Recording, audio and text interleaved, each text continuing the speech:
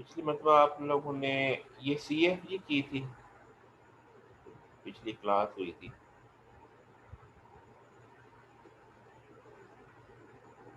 कुछ याद है क्या किया था कि नहीं?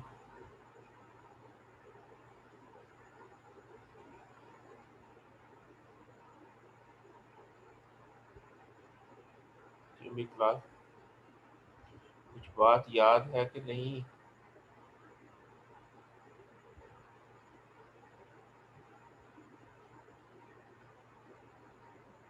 ये याद है, ये ऐसा कुछ किया था?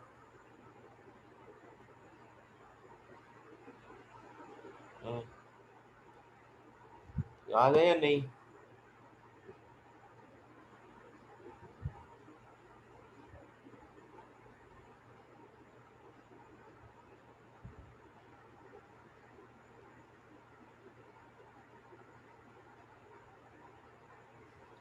लास्ट टॉपिक याद है या नहीं? सर लास्ट टाइम मैंने क्लास नहीं ली थी। किसी ने ली हो आप में से?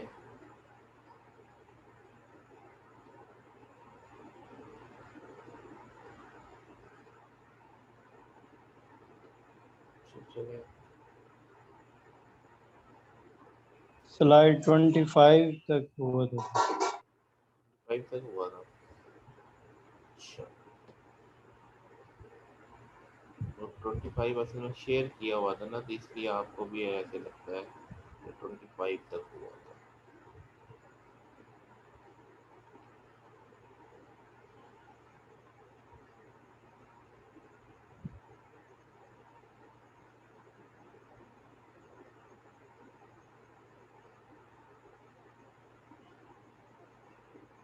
चलिए फिर उसके उसी के हिसाब से करते हैं, 25 के बाद करते हैं।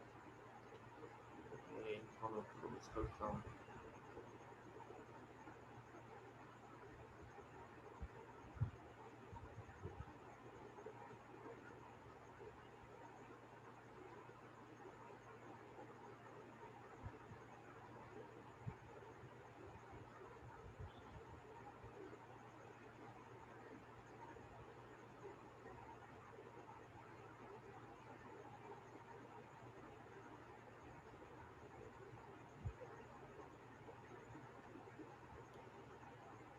ट्वेंटी सिक्स है ये स्लाइड। ये इंटरसेक्शन हो गया था, इंटरसेक्शन तो हो गया।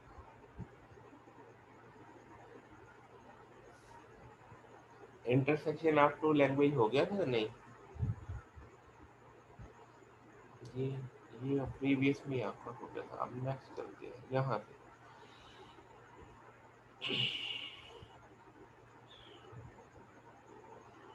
Consider the language. ये एक हमारे पास लैंग्वेज है ANBN। लैंग्वेज क्या है? ANBN, जिसपे n की वैल्यू 0 से लेके n तक है। अब इस लैंग्वेज को हमने प्रूव करना है कि ये लैंग्वेज क्या है? Non regular. इस लैंग्वेज को प्रूव करना है कि ये क्या है? Non regular. अब ANBN की RE बन सकती है? ANBN की RE बन सकती है या ANBN की FA बन सकती है? तो इसकी RE नहीं बन सकती। ठीक है, तो लेट कॉन्ट्रेरी। अब इसको प्रूव करने के लिए कि ये नॉन रेगुलर है, तो ऐसी लैंग्वेज जिसकी रेगुलर एक्सप्रेशन या FA या TG ना बन सके उसको क्या कहते हैं? Non regular language. तो इसको साबित करने के लिए कि ये नॉन रेगुलर लैंग्वेज है, हम क्या करते हैं? हम कॉन्ट्रेरी कहते हैं, रिवर्स को, उलट को। हम कहते हैं हम इसको साबित करने की कोशिश करते हैं कि रेगुलर है। Let L be a regular language. Then Kleene theorem. Kleene theorem से इस must be accepted by FA। Since every FA has finite number of states, then language accepted must be a word of length more than the। तो अब इसका मतलब ये है कि अगर ये रेगुलर है तो इसकी FA बनेगी, और FA बनेगी, इसकी number of finite number of state होती है FA की। तो लैंग्वेज L बीइंग इनफाइनाइट, ये तो इनफाइनाइट है ना, ये तो इनफाइनाइट है। Accepted by FA must have word of length more than number of state। तो जो भी लैंग्वेज की लेंथ होगी, जैसे ये है, अगर फर्ज किया ये 4 लेंथ वाली स्ट्रिंग है, इसको एक्सेप्ट होने के लिए 4 स्टेट्स नहीं चाहिए, एक ज़्यादा ही चाहिए कम से कम, length more than the number of state, word length we show that F contain a circuit.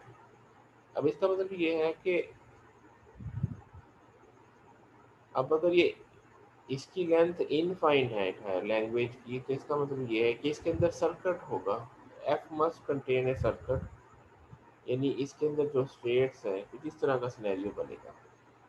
For the sake of convenience suppose that F has 10 state, F A की फर्ज किया फाइनाइट स्टेट होती है ना, एफ ए की 10 state है, और word आप बना रहे हैं ए एन बी एन।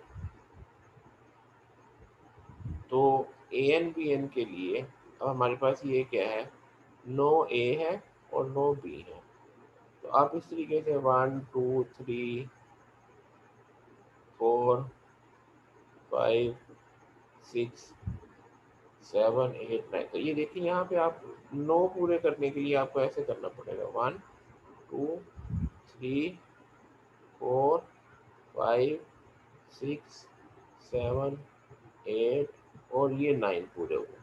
उसके बाद बी शुरू हो गए, 1 2 3 4 5 6 7 8 और ये 9, यहाँ भी जाके ये सेप्ट हो। इसका मतलब क्या हुआ कि इसके अंदर सर्किट आ गया ना, ये ऐसे, इधर भी सर्किट आ गया। ठीक है, ये बात ही पीछे यहाँ पे यही लिखी है कि जब फाइनाइट स्टेट होगी तो स्ट्रिंग को पूरा करने के लिए आपको क्या करेगा, यहाँ पे कोई सर्किट होगा। अच्छा भाई, but looping the circuit generated by the state with a edges once more, f also accept the word a9 an plus 4 bn। वो कह रहा है कि लूप होने की वजह से तो ये लैंग्वेज तो इसको भी एक्सेप्ट कर लेगी, सर्किट है ना, आप इस सर्किट और ज़्यादा चला लें तो जितने मर्जी एक्सेप्ट करवा लें, इसको जितना मर्जी एक्सेप्ट करवा लें, तो यहाँ पे पॉसिबिलिटी है कि ये इसको भी एक्सेप्ट कर लेगी। वो तो इस लैंग्वेज का वर्ड ही नहीं है, इसमें तो ए एन बी एन होने चाहिए कि जितने ए हैं उतने भी ही एक्सेप्ट होने चाहिए, लेकिन सर्किट की वजह से ये कम ज़्यादा नंबर ऑफ ए और बी को कर सकता है। It may also be observe that because of the circuit की वजह से क्या हुआ, F also accept A N A4 A4। अब इस सर्किट में कितने A4 क्यों लिया है, क्योंकि इसके अंदर इस सर्किट में 4 ए यूज हो रहे हैं। अगर आप यहाँ देखें 1 2 3 4, एक सर्किट में जो है यहाँ पे सर्किट में कितने यूज हो रहे हैं, 2 1 2, लूप है ना वहाँ, यहाँ पे तो लूप है। तो A4 में कितने यूज हो रहे हैं, आप m टाइम में इसको कर सकते हैं, और m क्या है, 1 से लेके n तक है। देयर इज अनदर सर्किट, अब एक और सर्किट है वो 9 10 n पे है, इंक्लूडिंग पॉसिबिलिटी ऑफ लूपिंग, वो 2 का बना रहा है, वो n टाइम कर सकता है, और n को 0 से लेके, ये भी 0 से लेके n तक हो सकता है। ठीक है, not being 0 simultaneously which shows that, अच्छा ये 1 से लेके n तक है, ये 0 से लेके n तक है, which shows that f accept word that are not belonging to. इसका तो मतलब ये है कि ये जो एफ ए बनी है वो एक ऐसी एफ ए है जो और वर्ड्स को भी एक्सेप्ट कर रही है जो लैंग्वेज से बिलोंग नहीं कर रही। Similarly for finding F A accepting other word from L, they will also accept the word which don't belong to L। Thus, there is no FA which accepts this language, which shows that clean theorem that language cannot be expressed by regular expression। It may not be apparently a and b and c and to be a regular expression, but in fact it is not. देखने में तो ये regular expression लगता है, लेकिन ये regular expression नहीं है. The observation made from this example generalized the theorem, also called pumping lemma, regarding the infinite regular language as follows. अब pumping lemma theorem क्या है? Let L be any infinite regular language. L क्या है? Infinite or regular language that has infinite many words defined over alphabets. ये यहाँ पे sigma ही है. Then there exist three strings x, y, and z belonging to sigma star, where y is not null string, such that the all string of the form x, y, and zn for n 1 to n are word in the language. अब ये जो चीज बनाई है इसने ये कहा है कि अगर आपके पास इनफाइनाइट वर्ड्स की कोई रेगुलर इनफाइनाइट रेगुलर लैंग्वेज हो, इनफाइनाइट, और उसमें ये अल्फ़ाबेट्स हैं, तो उसमें जो स्ट्रिंग बनेगी वो इस फॉर्म में बनेगी. एक्स, वाई, एन और जेड, इसको तीन हिस्सों में तकसीम कर लेंगे. जो वाई वाला हिस्सा है वो एक लूप को, सर्किट को रिप्रेजेंट करेगा. ठीक है, ये इसकी स्टेटमेंट है पंपिंग लेमा की. ये स्टेटमेंट है पंपिंग लेमा की कि जब इनफाइनाइट मैनी वर्ड्स हों तो हम क्या करेंगे, उसको तीन स्ट्रिंग्स के अंदर, तीन स्ट्रिंग के में डिस्ट्रीब्यूट कर लेंगे जो इसी से बिलोंग कर लेगी, सिग्मा स्टार से. इफ एल इज अब प्रूफ इसका क्या है? If L is a regular language, then according to Kleene theorem there exists FA, and that FA sets that language. Now by definition of FA have finite number of states, while language has infinite many words, which shows that there are no restrictive on the length of word. इसका मतलब ये है कि length of word में कोई restriction नहीं, because there are such restriction then language will be finite many word. अगर ऐसी रिस्ट्रिक्शन हो तो उसके अंदर वर्ड फाइनाइट हो. अब क्योंकि वर्ड इनफाइनाइट है, late W be a word in the language so that length of word is greater than number of states. अब हम ये कहते हैं कि W एक ऐसा वर्ड है लैंग्वेज में जिसकी लेंथ नंबर ऑफ स्टेट से ज़्यादा है. In this case path generated by word such that it cannot visit new state for each letter there is a circuit. तो इसका मतलब ये है कि वर्ड की लेंथ नंबर ऑफ स्टेट से ज़्यादा है, तो there should be a circuit in this path. The word W in this case may be divided into three words. तो W वर्ड को हम तीन पार्ट्स में डिवाइड करते हैं. पहला क्या है? The substring which generate the path from initial state to the state which is revisited. तो पहला वर्ड क्या होगा? जो इनिशियल से शुरू होगा और सर्किट के शुरू होने से पहले पहले होगा, यानी रिविजिटेड से पहले पहले. The word W this part can be called X. इसको हम क्या कहेंगे? X. और X can be a null string. X जो है null string भी हो सकता है. अच्छा, ये पहले पहले वर्ड की तीन वर्ड में डिवाइड किया ना. ये पहले वर्ड की क्वालिटी है कि जो लूप से पहले पहले, जो सर्किट से पहले पहले होगा, और वो नल स्ट्रिंग भी हो सकता है. दूसरा, the substring which generate the circuit starting from the state which was led by X is called as Y. दूसरे को क्या कहेंगे? Which cannot be null string. जो सर्किट वाला है वो null string नहीं हो सकता. The substring which is remaining part of the word Y call this Z, and it may not be noted that this part may be null. तो पहला और आखिरी नल हो सकता है, y वाला नल नहीं हो सकता है. तो उसको हम कैसे राइट करेंगे? Word is divided into three parts, x, y, and z, where x, y, z are string and y cannot be null string. y जिसमें null string नहीं हो सकता, x और z null string हो सकता है.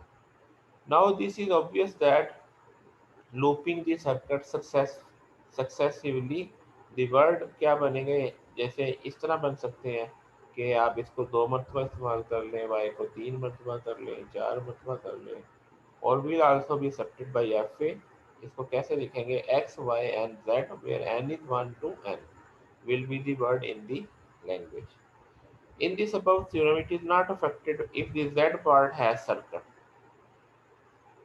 अगर z के अंदर भी सर्कट हो तो इससे कोई फर्क नहीं पड़ता। To prove this theorem it is only to find a circuit and then looping that circuit in all that is needed। While looping the circuit, the volume of the string y is pumping or z is pumping, so that theorem is called pumping lemma।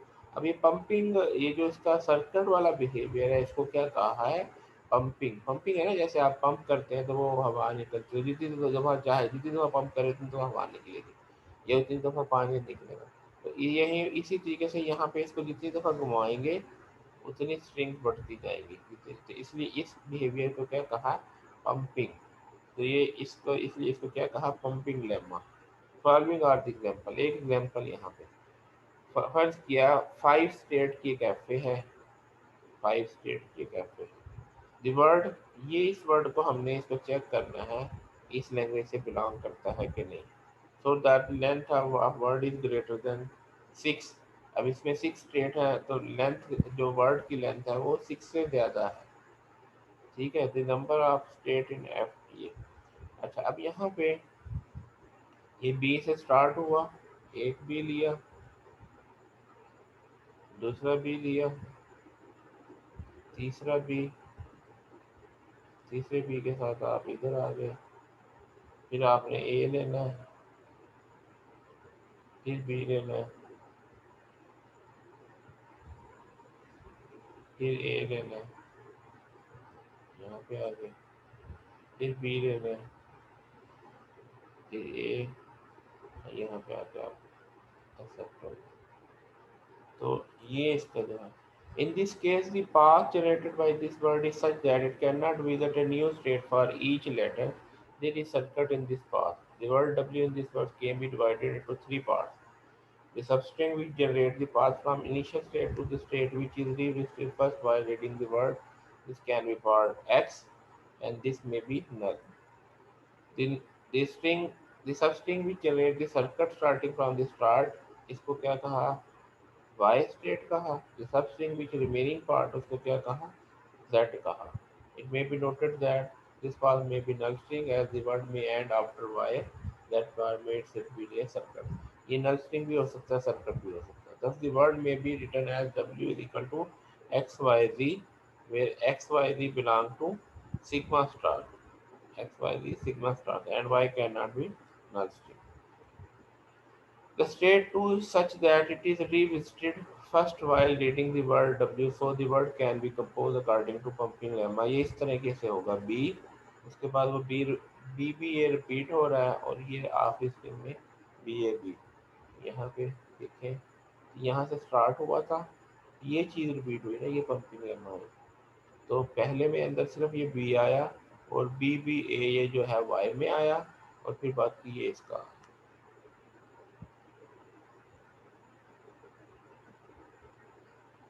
तो यहाँ पे भी यही बात कही है। If Y part of W is continuously pumped, the resulting string will be accepted by FA and hence will word in the language accepted by। Thus by pumping lemma the language accepted by is regular। तो language, तो pumping lemma की वजह से language इसमें accept होगी। If the pumping lemma is applied directly on the language A and B N पे apply करें, it can be observed that for the word W, ये इसके लिए हमारे पास ये चीज़ बनता है वेयर X क्या है? ट्रिपल ए, Y ये है और Z हमारे पास ये है, और X Y Z will contain as many number of A as there be, but this string will not be able to does not belong। अब वो ये कह रहा है कि जब अगर आप Y ये बनाते हैं, वो कह रहा है कि अगर आप Y ये बनाते हैं तो आपके पास ये इस सूरत में तो उसने ये कहा कि अगर आपके पास ये लैंग्वेज हो इसके लिए और आपने ये वर्ड बनाया तो आपने एक्स वाई वी को किया, तो यहाँ तक तो बात ये इस तरह बाई पार्ट में कहा। उसने कहा अगर आप वाई को पंपिंग करते हैं, पंपिंग का मतलब है एक से ज्यादा मरतबा इस्तेमाल करना, तो जब आप इस वाई को पंपिंग करेंगे तो इससे जो स्ट्रिंग बनेगी वो तो लैंग्वेज से बिलोंग नहीं करेगी, क्योंकि इसके अंदर जो ए एन बी एन आप कर रहे हैं, तो नंबर ऑफ ए और नंबर ऑफ बी की तो वो हायरार्की चेंज हो जाएगी। तो but this string will not be belong to L because the substring AB can occur at the most once in the word of L, where the string XYYZ contains the substring AB twice। जब AB twice करेंगे तो वो इस तरह का बन जाएगा, AB ऐसे आ जाएगा। तो वो तो जो था ना हायरार्की के पहले सारे A आएंगे फिर सारे B आएंगे, वो तो डिस्टर्ब हो जाएंगे A एंड B वाला। While the string XYYZ contains, on the other hand, if Y part consistent of only A or B, then x y z will contain number of a different। अच्छा, अगर वो कहता है कि अगर इसमें खाली y में खाली a रखें या खाली b रखें तो फिर उसमें तो है, यानी अगर a b दोनों रखें तो फिर क्या होता है कि ये दरमियान में ये डिस्टर्बिंग फैक्टर आ जाता है, ये डिस्टर्बिंग फैक्टर। और अगर आप इसको खाली a या खाली b रखें तो फिर नंबर ऑफ b और नंबर ऑफ b चेंज हो सकते हैं, ठीक है, फिर number of a different from number of b हो सकते हैं। This shows that pumping lemma does not hold and hence the language is not regular. तो इससे फिर ये पता चला कि पंपिंग लेमा नहीं होल्ड कर रहा, तो इसका मतलब ये क्या है, ये लैंग्वेज रेगुलर नहीं है। तो पंपिंग लेमा यानी पंपिंग लेमा चलाने से अगर वो होल्ड करे तो रेगुलर है, अगर नहीं होल्ड करे तो फिर रेगुलर नहीं है। एक और एग्जांपल इसने की, ये इक्वल, मतलब इक्वल लैंग्वेज के अंदर क्या है कि a b which number of a number of b equal है, नंबर ऑफ ए और नंबर ऑफ बी इक्वल है। अब from the definition of equal it is clear that a and b n, अब यहाँ पे ए स्टार बी स्टार है और वो इक्वल के, obviously a star define a regular language while a and b has been proved non regular. ये जो है ये तो रेगुलर लैंग्वेज है मगर ये नॉन रेगुलर लैंग्वेज है। इक्वल में ये बनता ना, number of a number of b. अच्छा, ये नॉट इक्वल के लिए,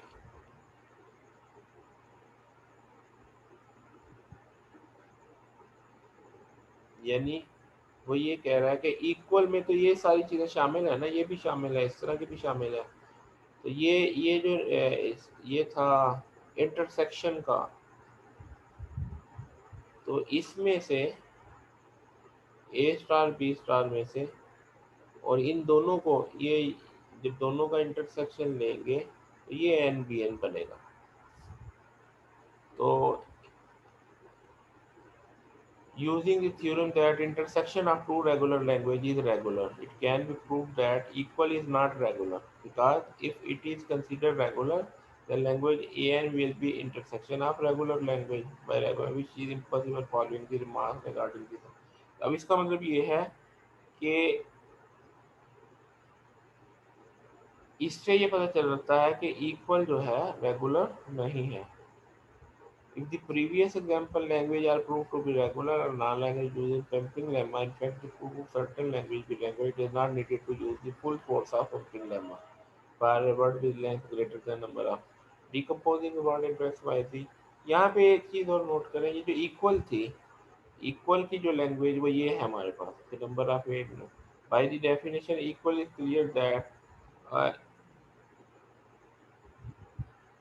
obviously A star B star define regular language while A and B are non-regular। तो यहाँ पे वो ये इसने यही कहा कि intersection of A star B star with equal वो A and B N के इक्वल होता है।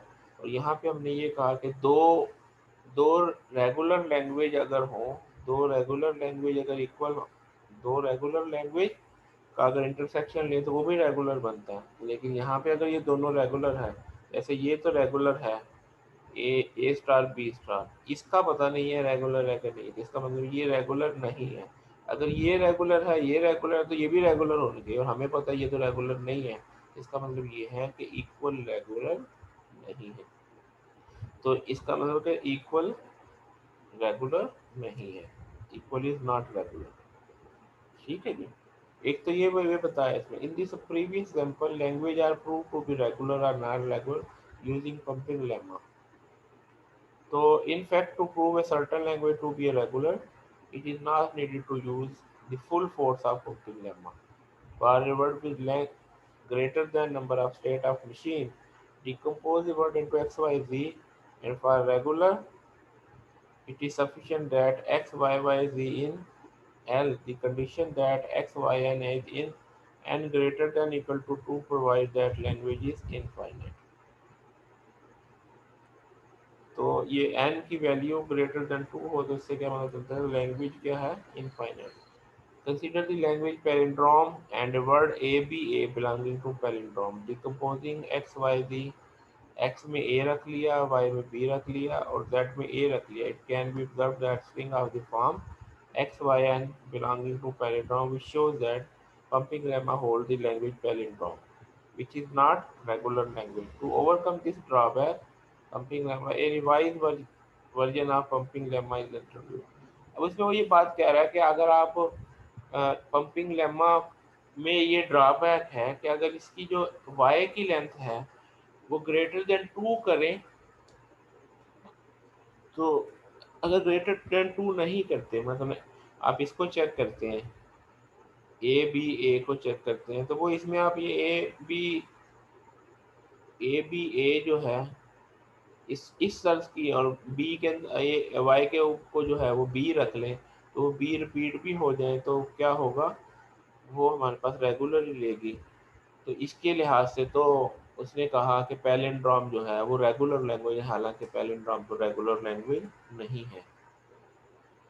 ठीक है, जैसे ये किया ना, यहाँ पे ये देखे ना एक्स वाई एन, ये एक्स में ए किया, वाई में बी किया, जेड में ए किया, तो इसको पंपिंग भी कर दे तो ये क्या बनेगा, ये स्टार्ट में ए है, बी को 2 मरतबा चलाया तो ए डबल बी ए, वो भी रेगुलर है। तो अकॉर्डिंग टू दैट डेफिनेशन अगर बी को 3 मरतबा चलाया तो वो भी पैलिंड्रोम है। तो पैलिंड्रोम की डेफिनेशन के मुताबिक अगर उसको पंपिंग लेमा में अप्लाई करते हैं तो इसके मुताबिक तो ये रेगुलर लैंग्वेज शो हो रही, हालांकि ये जो पैलिंड्रोम है ये तो रेगुलर लैंग्वेज है ही नहीं, इसकी तो रेगुलर एक्सप्रेशन बनता ही नहीं है। तो ये इसमें फिर क्या है, पंपिंग लेमा में ये ड्रॉबैक आ गया कि revise version of pumping lemma क्या है कि जिसमें ड्रॉबैक ना हो, वो क्या है कि let L be a finite language accepted by finite automata with n states, then for all word W length of more than n there are string x y z, y being non-string, and length of x plus length of I is less than n,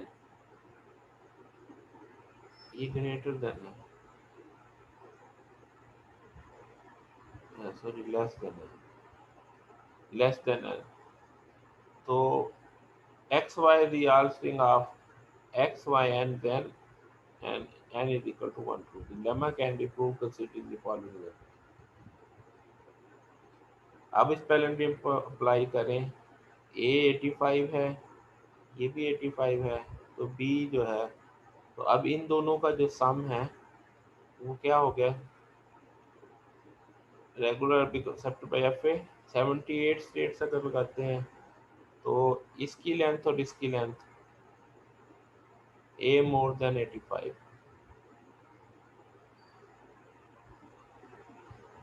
तो x और y की length जो है, decompose x y are all string consisting of a while y is non-string, the length of x plus y which shows that the substring x y is consisting of will decompose ba which is not palindrome, hence pumping lemma 2 is not satisfied language palindrome, this pumping lemma version can be satisfied। चलिए यहाँ इसी को जो है ना, इसी को मैं दोबारा शुरू करता हूँ, ये इसका ना सेशन खत्म हो गया, ये पंपिंग लेमा वर्जन 2 में दोबारा स्टार्ट करता हूँ, 5 मिनट बाद दोबारा सेशन स्टार्ट।